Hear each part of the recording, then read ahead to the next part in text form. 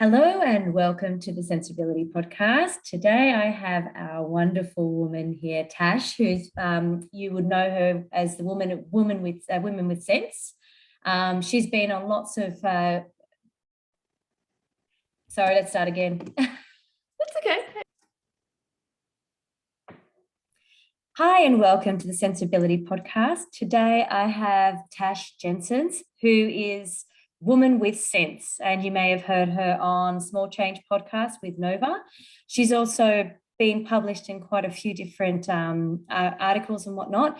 Best to find her on the Instagram post Women with Sense or her website, because there's some amazing articles there. She's fantastic with her content and I love the message that she has. So she's really all about empowering women and encouraging us to take control of our finances, which is obviously what I'm all about as well. So quick intro, Tash and I met when we were doing our money coaching course together. And I sort of been secretly following her and watching what she's been doing with her career and just going, wow, this girl's amazing. So I'm so excited to have you on board today. Thank you so much, Tash, for being here.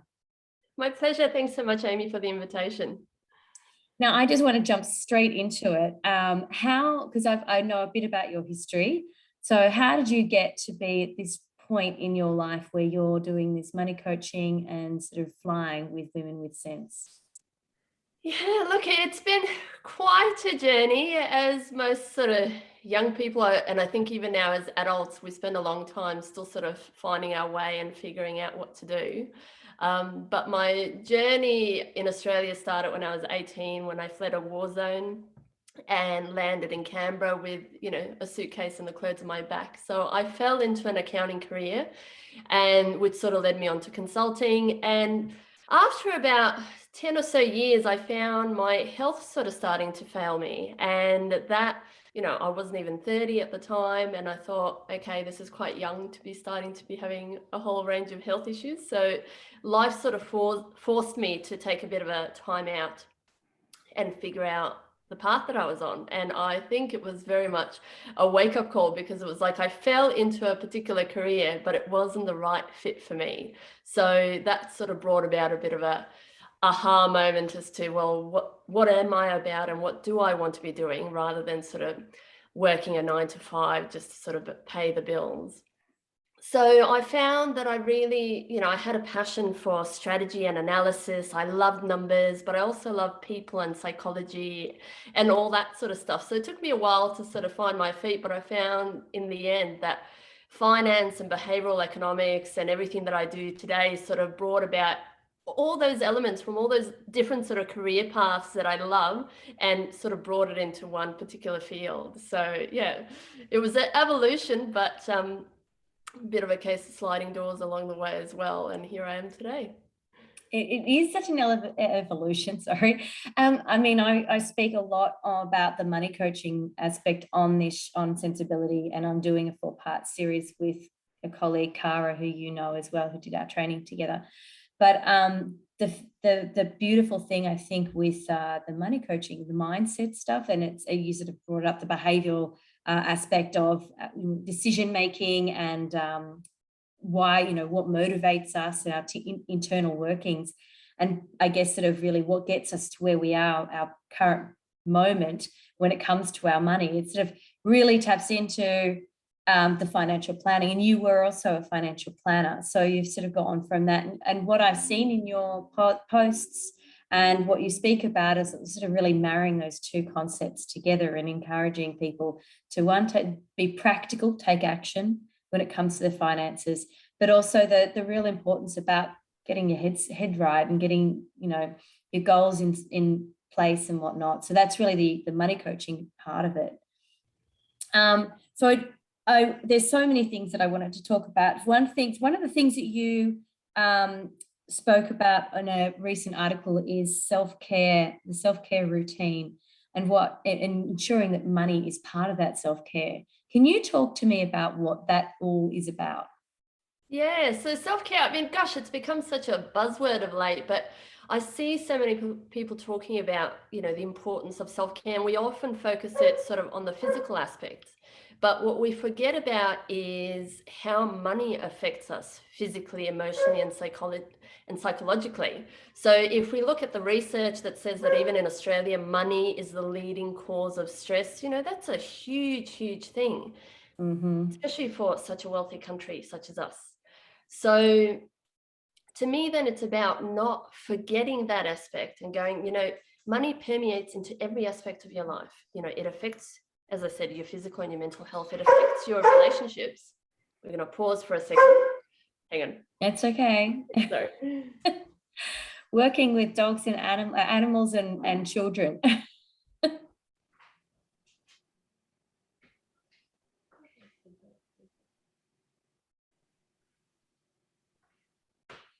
While Tash is gone, I'll just quickly add to that. I have always spoken about making sure money is on the wellness wheel for the very same thing. Sorry, I just thought I'd just jump in and say, I believe I'm into this because I sort of believe that money should be part of that wellness wheel for the very same point. Sorry, go on. You were saying that it permeates in so many areas of our lives. That's right. So it permeates through everything. It affects our physical and mental health and well-being. It affects our relationships. So it's amazing that we sort of disregard it and we sort of run on autopilot and we sort of forget about money. So to me, that importance of financial self-care, making sure that we take time out and make sure that we have a more conscious relationship with money. I mentioned that with my career, I fell into autopilot mode. I was driven by, for me, my decisions were driven about what immigration requirements were, what was the easiest way to get residency in Australia. So I fell into a career that way. And then autopilot of life, paying the bills and doing everything that you should be doing. For many other people, we fall into different things for different reasons. It might be what our parents expected us to do or what our, uni friends were doing. So we went along with it and we just sort of fall into a particular life. Now, when that life is not aligned with what our values are and what our passions are, that's when we can start to experience financial stress. So for me, I found I was in a career where I was living what I once thought would be my dream life. I was working as a consultant, I was traveling around Australia, I was making more money than ever before. But looking back on it later, I found, I actually had more debt than ever before. And it's like, well, what's all that about? It's because what I was doing wasn't aligned with my passion. My passion was about helping people and making a difference in their lives. And I was there consulting for government departments and writing reports that would sort of gather dust on a shelf. The two just weren't aligned for me. So I was then taking that out on my bank account by trying to find fulfillment in other ways. So if we take a moment for that financial self-care, it means that we are taking your time out to reflect on, okay, what am I doing now? Am I doing it because it brings me joy and it's something I'm passionate about? Or am I doing it for other reasons, whether that's for making other people happy or not disappointing someone, or just because I fell into it and I feel like I have no other choice? From then we can start to look at what are the goals that we're setting and what is the best way to make money work for us.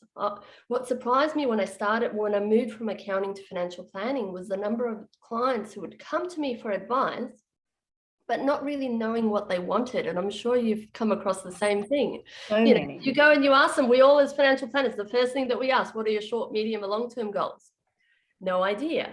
Or some people might have something very specific, like I want to pay down a mortgage or I want to live in this particular area. But a lot of it I found was driven by shoulds. It wasn't, well, it's because it's what I want. It's what I think I should do, or it's what I think it's the only thing possible for me. Based on my income, I think that's all that I can achieve. So I will have goals based on that. None of those things are aligned with our why and our values. And I often talk to clients about Maslow's hierarchy of needs. You may have heard of it. For anyone who studied sort of management at school, we often spoke about Maslow. So Maslow was very passionate about researching what motivates human beings. Now, he was looking at it from the point of view of how do we maximize the workforce? How do we motivate them to make the most productive? But I found that it actually translates also into the way we manage our money. So, and it's particularly noticeable to me in wealthy countries such as Australia. Because what he found was that we are, first of all, motivated by our essential needs. We all need food, shelter, safety, and security. That's a given. We need relationships and human contact and people around us. Okay. So what happens when you live in a place like Australia where you don't have to, you're not fleeing a war zone like I was, you're not worried about, how you're going to put food on the table the next day, and you have your family and friends around you, and you have a career path. You've now ticked 3 of those boxes on that pyramid. What comes next? And that's where I think most Australians then fall into, because the next part for us is about fulfillment. And when we lack fulfillment, well, marketing experts have done their job brilliantly, because they taught us that fulfillment comes in things. Fulfillment comes in the nice car, in the nice house, in the Instagram worthy family holiday. That is fulfillment. So people go and spend their money on that, and they find that rush is short-lived. So then they go on to the next level, into the next level. So to me, again, then financial well-being and financial self-care is about recognizing that and going, okay, let me get really curious about the decisions that I'm making. If I'm really eager about this car or this house or the traveling, what is that about? In what way does that align with the values that are important to me? Because for some people, it's feeding their curiosity, their sense of adventure. But for many others, it's about either keeping up, or it's about escaping, what we don't want right now, whether it's escaping a relationship, whether it's escaping a job. It's about, okay, I want to escape that. So if we can take the time out to recognize that and have that reflection, well, now you can start to create some real magic, because you can make some simple little tweaks that means that you are now on a path that's perfectly aligned with you. Because when you live a life where you're fulfilled, where you light up every day, well, you know what? You don't need a holiday to give you that fulfillment. You don't need a nice car to give you the fulfillment. It's coming from within, and you're radiating it out onto everyone else. So it just has that amazing cascade effect. 100%. Well, those things are what, people can use the term filling the void, because there is something empty inside of us because we aren't aligned. We're not living that life that, we're designed to live, that will make our heart sing, our soul sing, so to speak. So we are going to fill that space up, trying to fix it with stuff, with avoidance, with distractions, with overspending, gambling, holidays, of properties, and all sorts of things. Even in the world where we live, it's sort of in terms of finance, with investing and everything, there's still people that are building little mini empires, but they're just, that's not good enough, just constantly chasing. That's exhausting. So it really does come down, as you point out, to creating as a self-care kind of package for yourself, and go, money is an important part. It's an energetic exchange with parts of our lives, whether it's buying something or it's actually our work, or looking after our clients. It's not about filling a void and whatnot, but when we've got alignment, we're on, there is fulfillment, and there is such a complete different sort of mindset and peace that you can have when you're on that right path. So it's incredible when you do that and have that shift, how that can actually be a life changer, a game changer.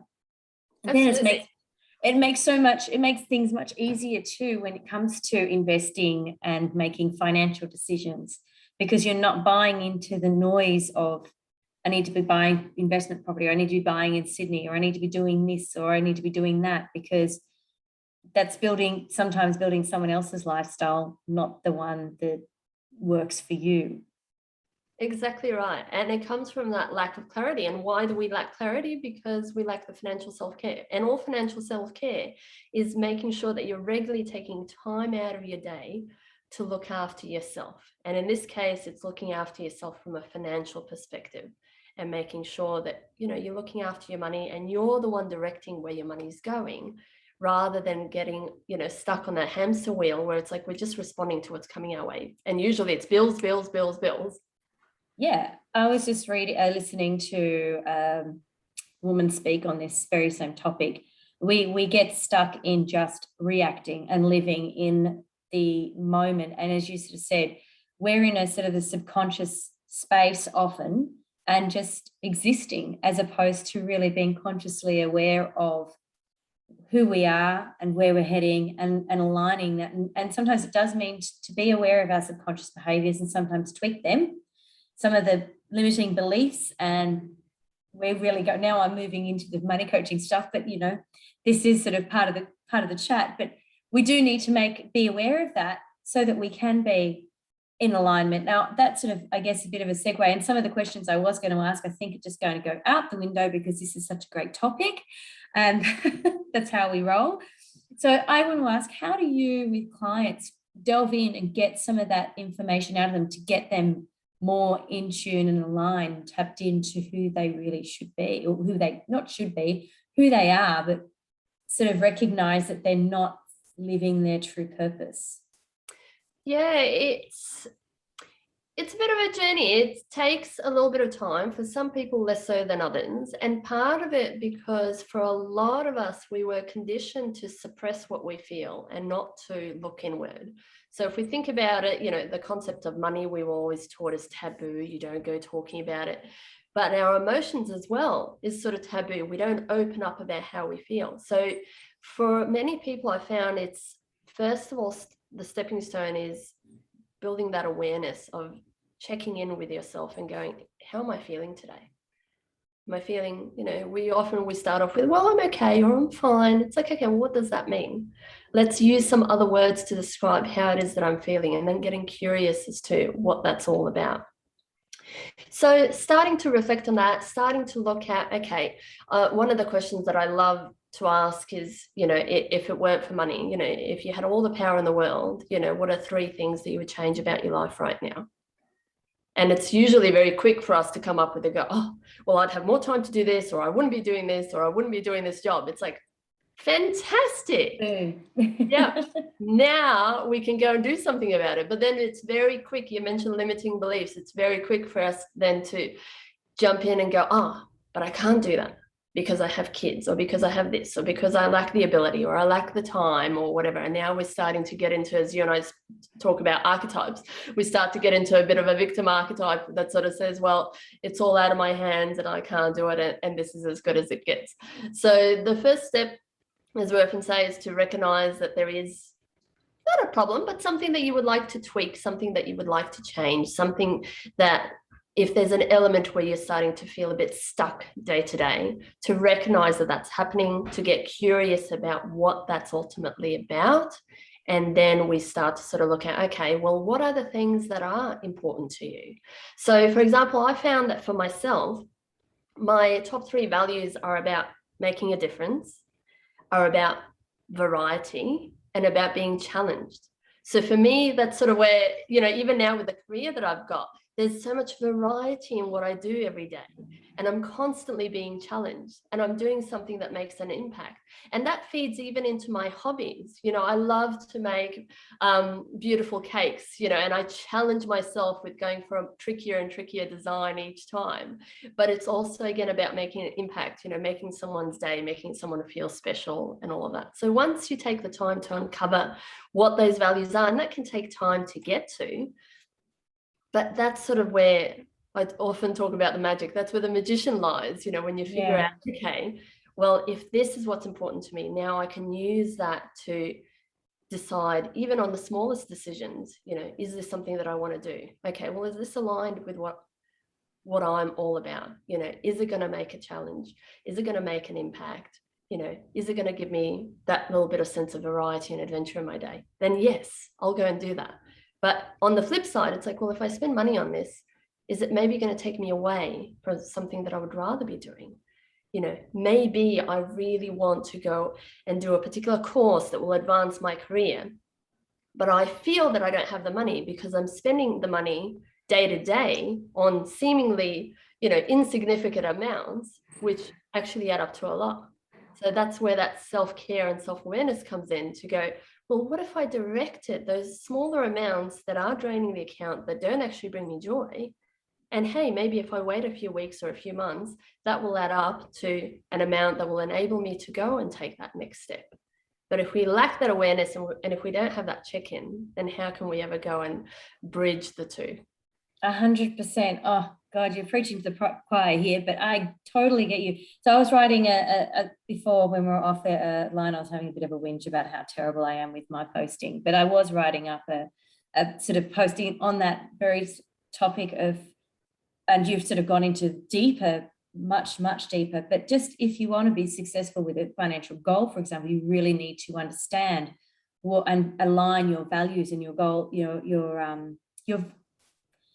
your whys to be able to actually get there. So your values will then align with your goals, and you will know, you'll have a clear idea about that, and you'll have more chance of achieving that goal, versus if you're sort of not checking in, as you say, and not sort of aware of that, then, it's kind of like, taking a stab at the dark and going, yeah, I want to achieve this.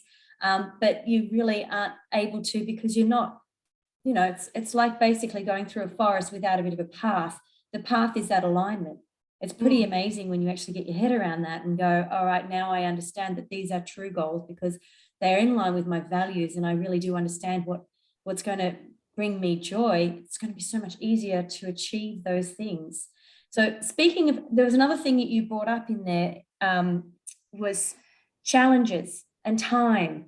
And we're both mums, we're both in COVID, we're both, I'm in complete lockdown, have been here for 8 weeks. So one of the things you've also written about is progressing in your careers, especially working part-time, and you really are a massive advocate for women, pay gap and all sorts of things. So, and you've written lots of and spoken about that, lots of articles and talks, but you have some tips on progressing in your career working part-time. And being here in lockdown, I'm running a full-time business in part-time hours because, well, we're in lockdown, and we've got, I've got my son homeschooling, and I've got a toddler who's now, today she's in daycare, but she can't go to my parents on those other days. So it can be a challenge. So I would love you to shed light on how to overcome some of those challenges, especially working part-time in a sort of,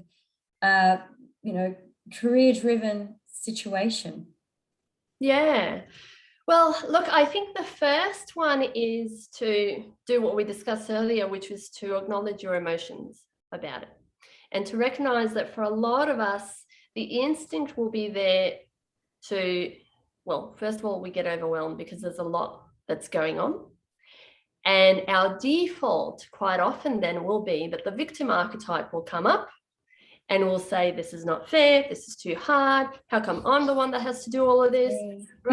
And we just go, now, doing that will do a few things. Drains our energy, because the energy that could be spent on being focused on the things we need to do is being spent on that internal story of how unfair life is.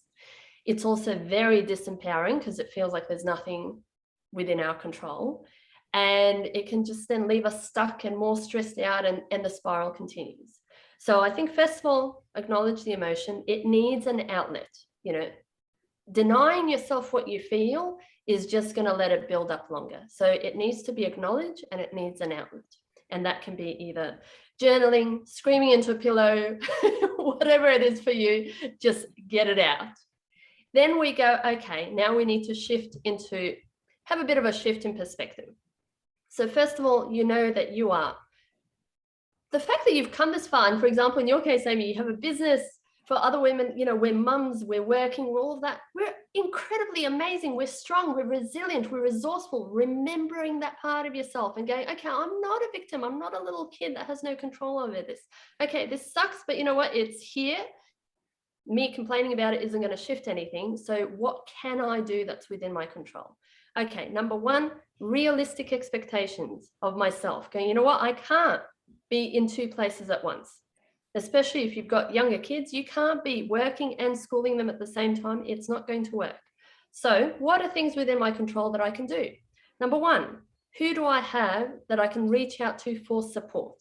Is there someone that can Zoom in with the kids to keep them occupied? Is there an adult in the house that I can reach out to say, hey, we need to do this together, so can you help me out? For example, my husband is at the moment outside playing basketball with the kids so that you and I can have an uninterrupted podcast.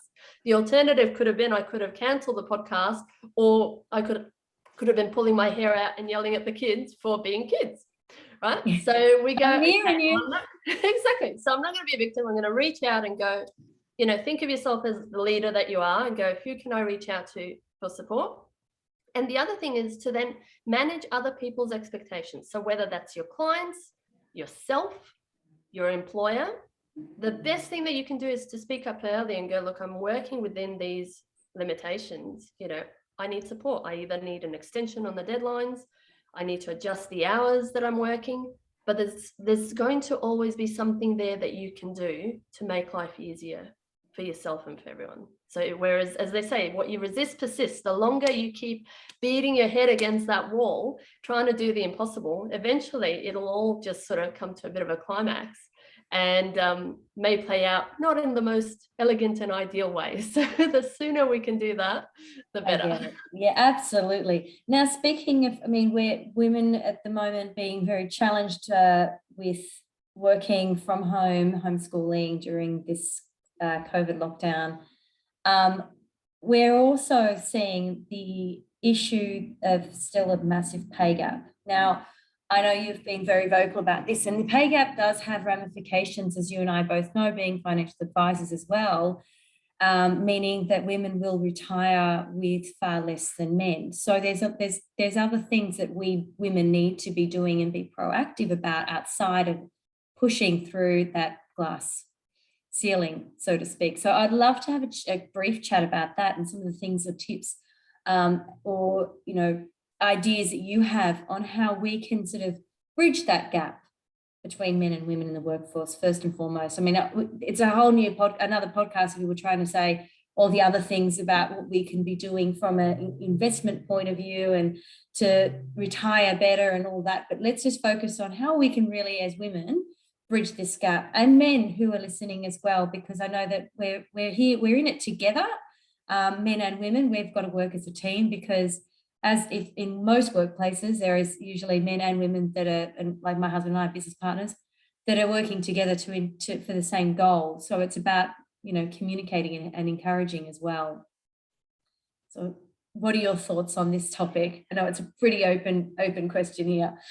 That's right. Well, look, there's a few things there. So first of all, one of the challenges with career progression, we talk about all the stats that say that there's not enough women, especially at senior and executive level positions, is because, again, those roles are demanding and they're not often open to part-time work.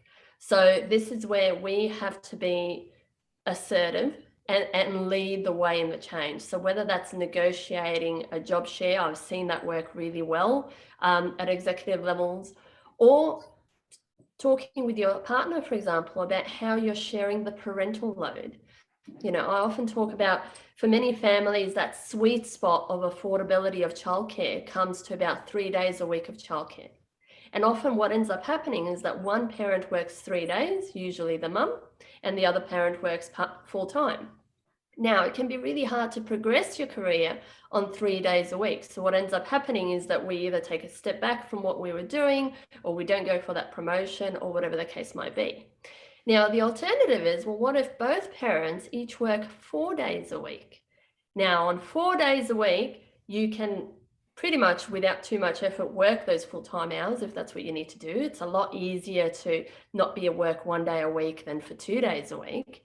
But for the kids, it's still daycare of 3 days a week, and they're getting more quality time with both parents rather than one. And it's setting a new example for the next generation, which is one of the reasons why change has been so slow to progress, is we're creatures of habits. Monkey see, monkey do. It's not enough to talk about gender equality. Unless the kids see both parents staying at home and sharing that load, they will continue to replicate that behavior.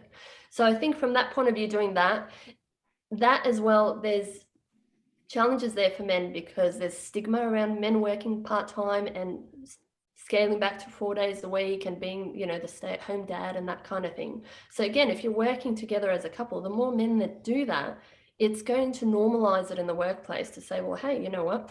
I'm a father as well. I'm not just someone who happened to sire a child and, now I'm back to as it was. I always found it fascinating that people would ask me, how am I juggling a career and kids? I don't hear my husband being asked that question.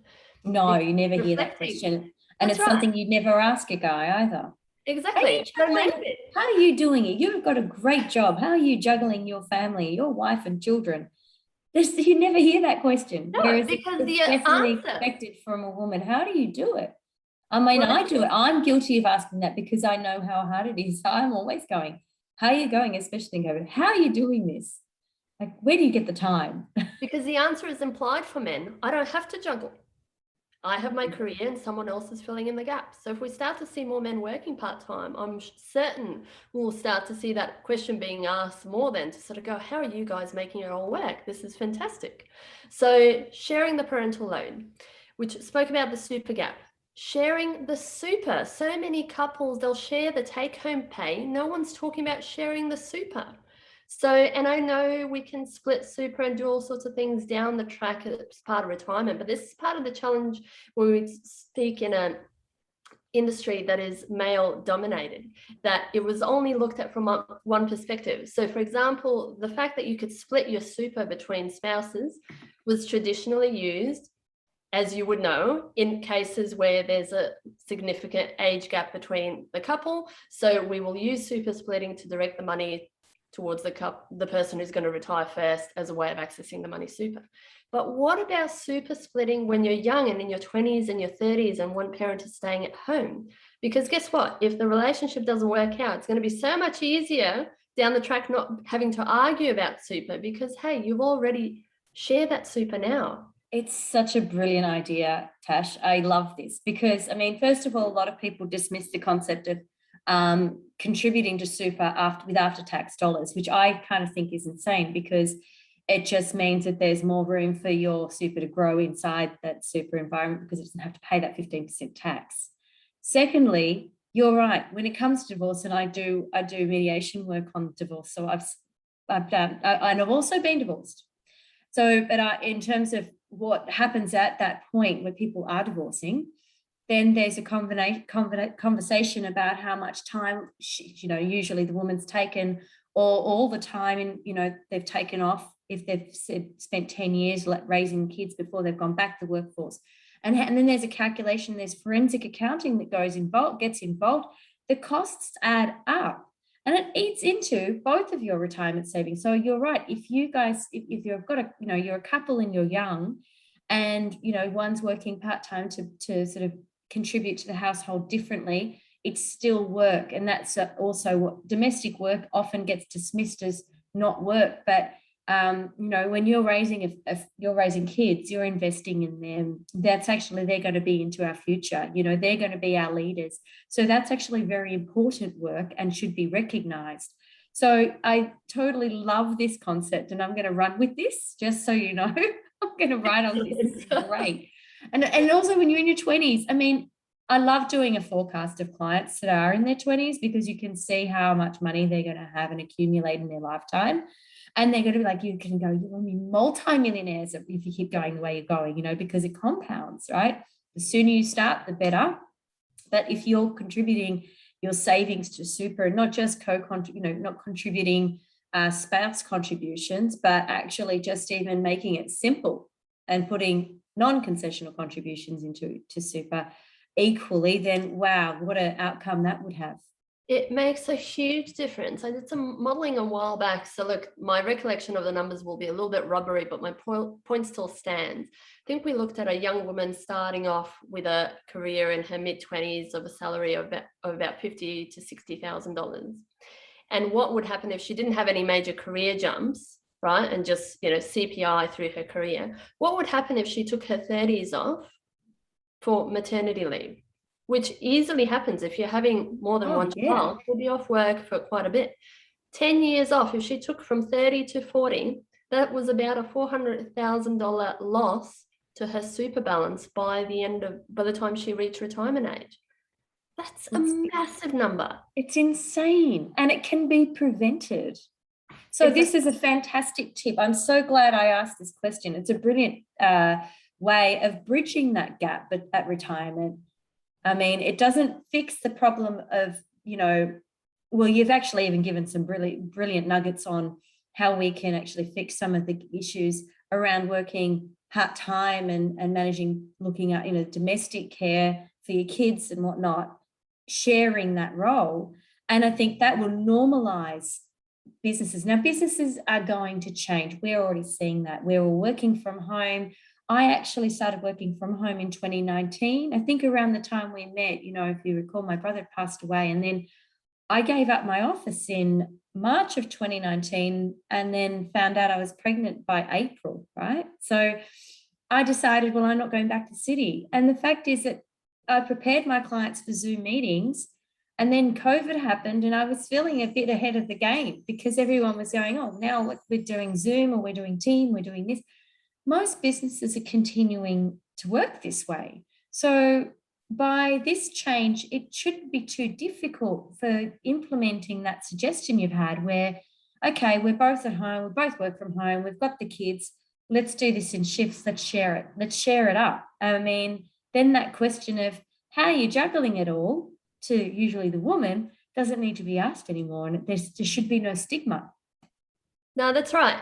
And the thing is, as you said, businesses will change, but as we've saw, they'll change only when they have to, right? Because again, human nature, we don't like change and we'll take the easy path. So Zoom's been around for ages, and large companies, they've often spoken about flexible working and all that kind of thing. But it wasn't until they had no other choice that they started to do that and become okay with it.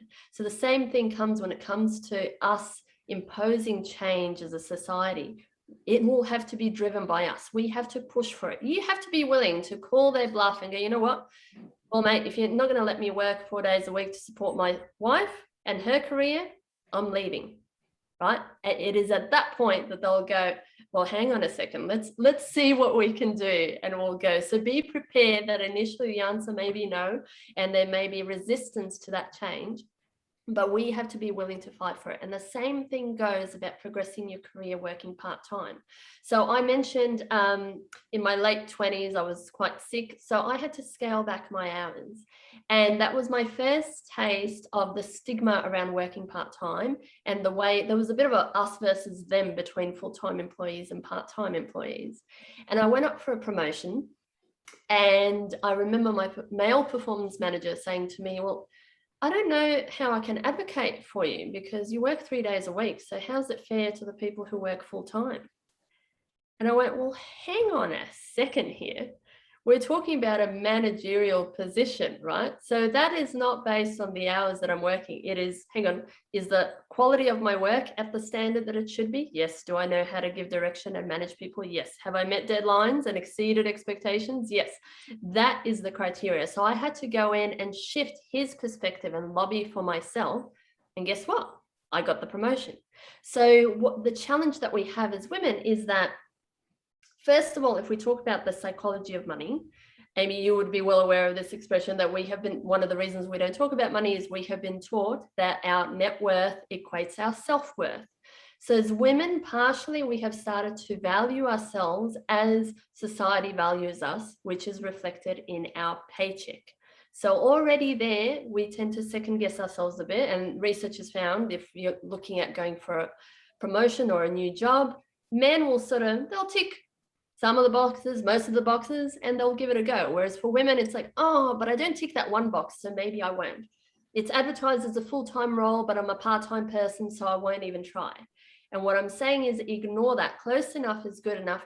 Go for that. Know your worth. Research what you are worth at the level that you're playing at, not the position that you're in, and go and advocate for yourself. Now, I said about change in work hours and styles. The same thing goes with your pay rise and your career. Again, businesses aren't going to, it's bad business just to give money away, right?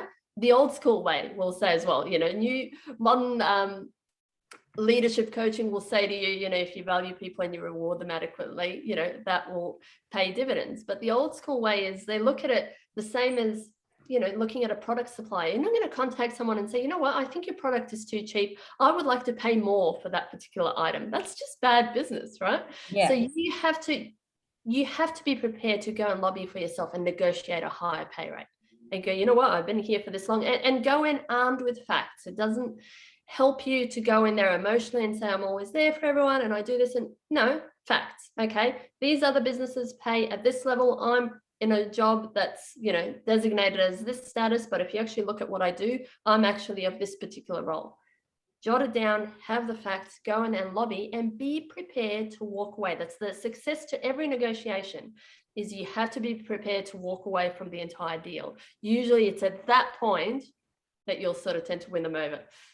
I've been through this a few times, which is why I'm so passionate about it. I love negotiating, but in my experience, that's how it starts. They'll call your bluff, but you have to be willing to present them with the facts and be willing to walk away. And that is how we start to create that gender pay equality, where women are being valued just as much as their male counterparts. But unfortunately, it's my belief that if you want change to happen, it'll have to be driven by you.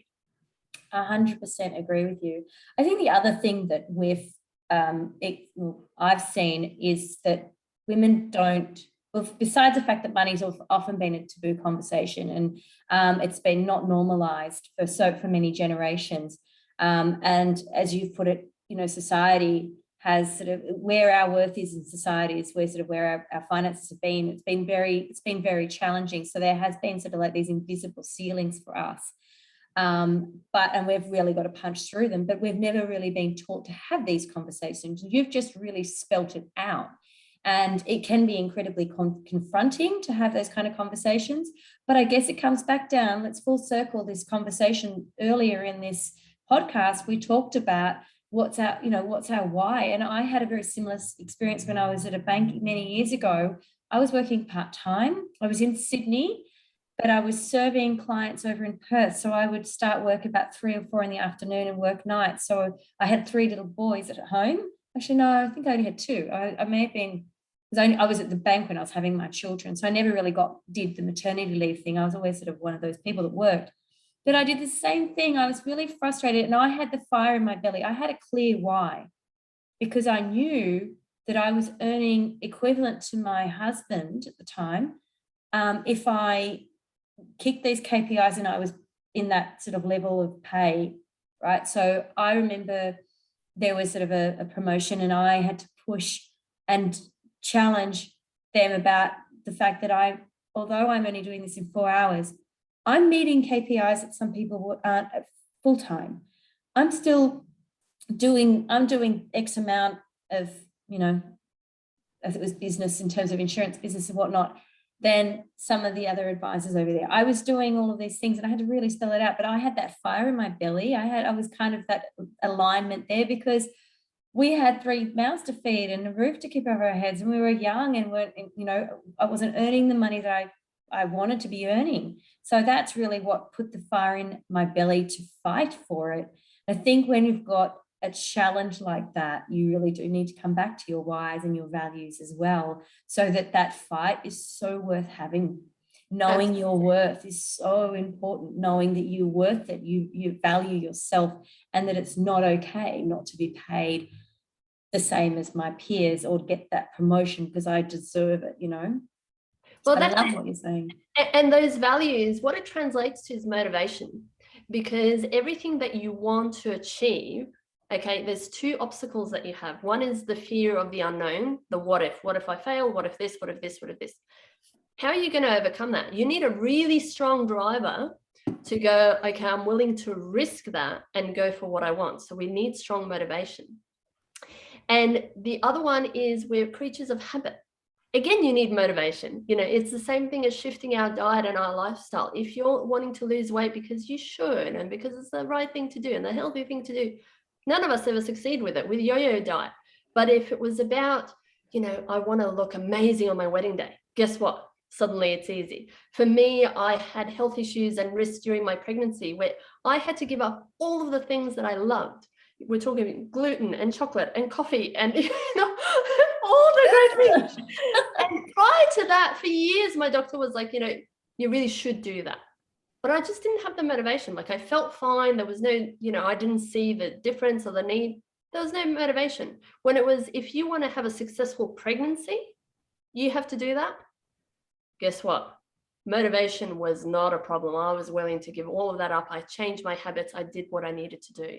So again, as you were saying, the importance of having your values and knowing your why, that's where your motivation comes, because you need that to be able to go and fight for what you want. Absolutely. There's some amazing topics. I mean, I could keep going, and I wanted to talk to you about all sorts of things. I mean, we've talked a little, we've covered the importance of money, but I think there's so much behind how money can really be an incredible tool when we've got this alignment going on. It's being including it in part of our self-care.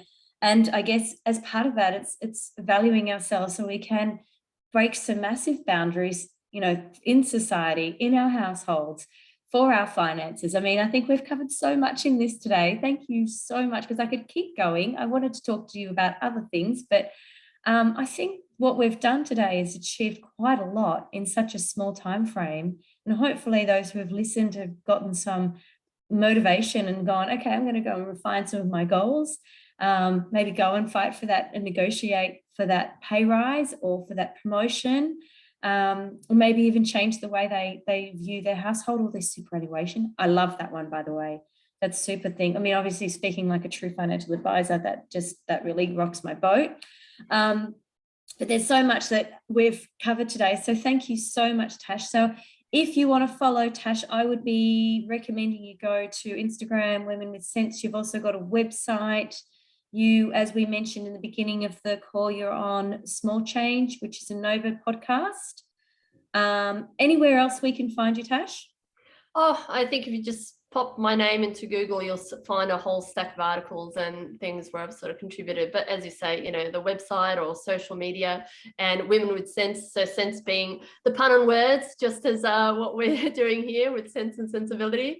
Yes. So CENTS, Women with Sense, and that's where I'll be.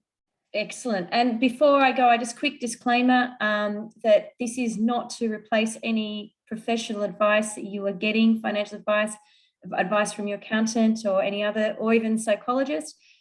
This is in line with that kind of advice. So this is general in nature. And if you are seeking anything, if you want to get strategies around investing in super, whatever, do seek a financial advisor, a licensed financial advisor. Thank you so much for your time today, Tash. I really appreciate it. My pleasure, Amy. I really enjoyed our chat.